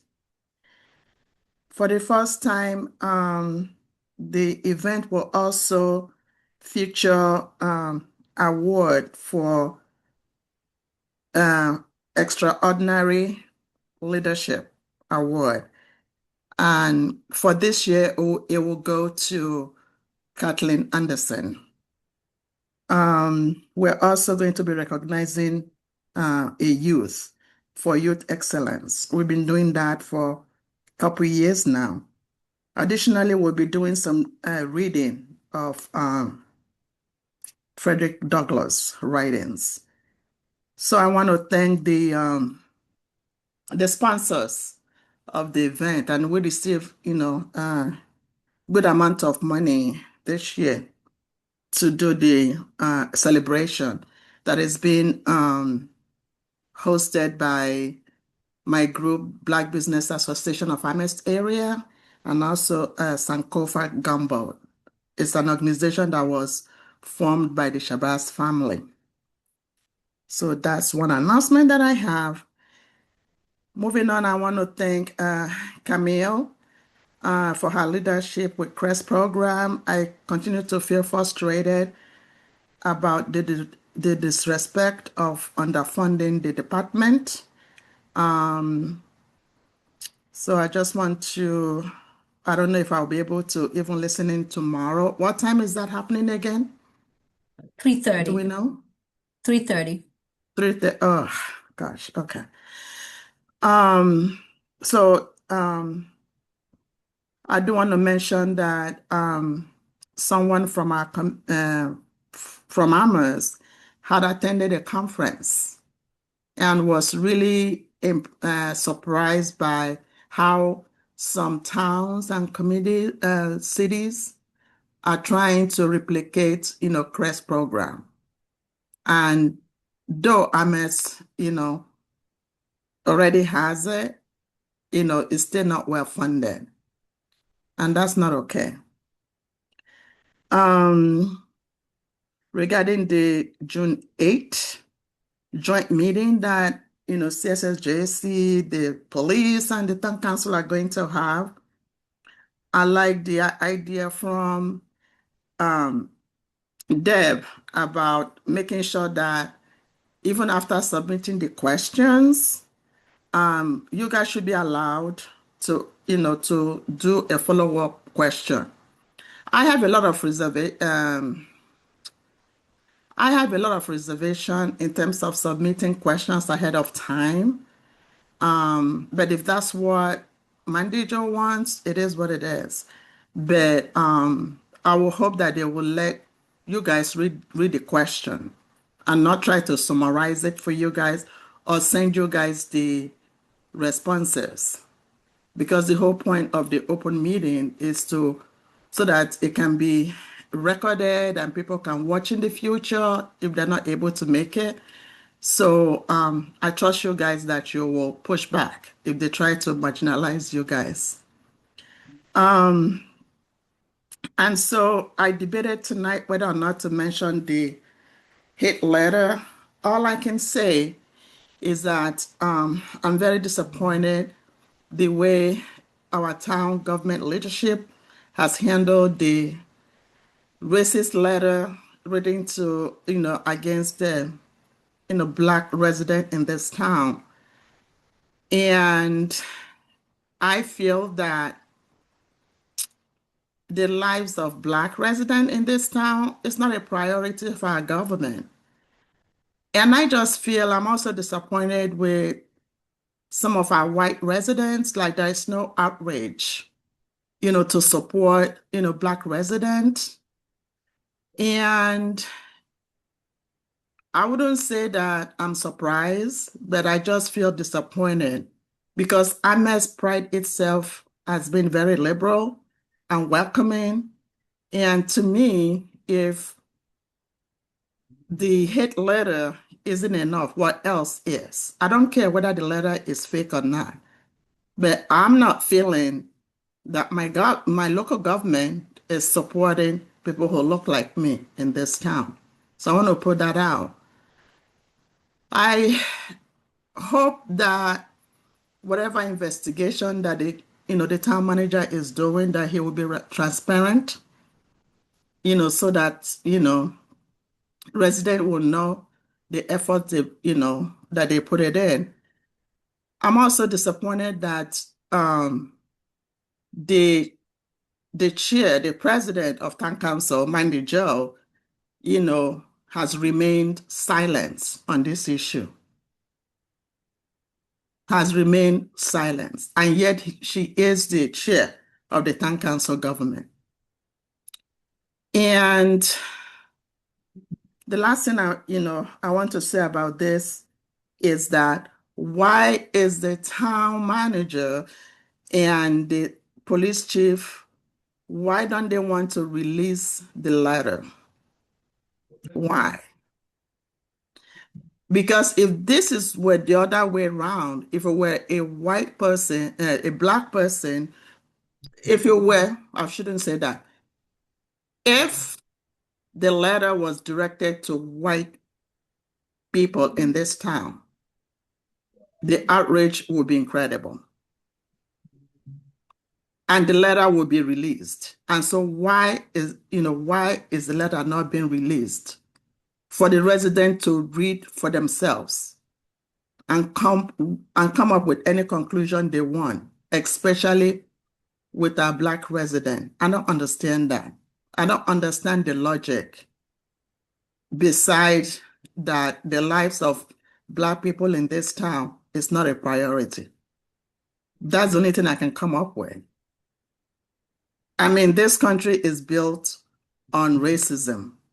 It's not going away. So I don't think that letter will create, any further havoc that is already done. It's just that, the majority white government, local government here is not a priority for them. That's the only reason.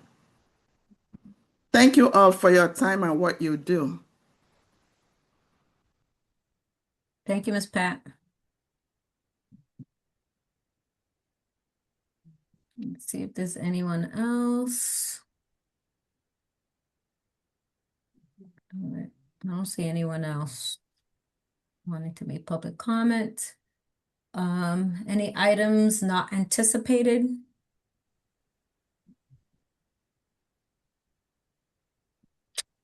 Then the other thing is just to talk about our next meeting, which will be on June 10th at 6:30.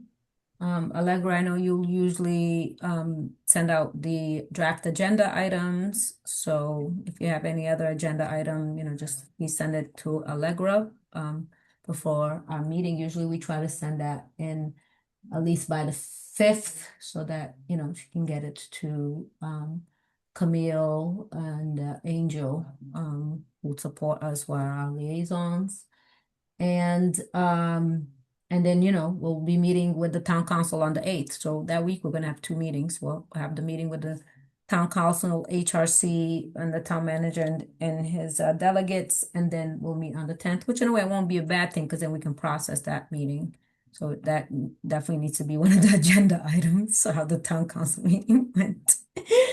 So, yeah. All right, folks. If there's nothing else, I think we can call it a night. All right. All right. Thank you all. Nice seeing everyone. Thank you. And Thank you. stay healthy and remember to do self-care. All right. We all need self-care during these really difficult times. Hi, buddy. How you doing? Someone's hiding. Hi. Hi. All right. All right. Bye, everybody. Good night. Good night.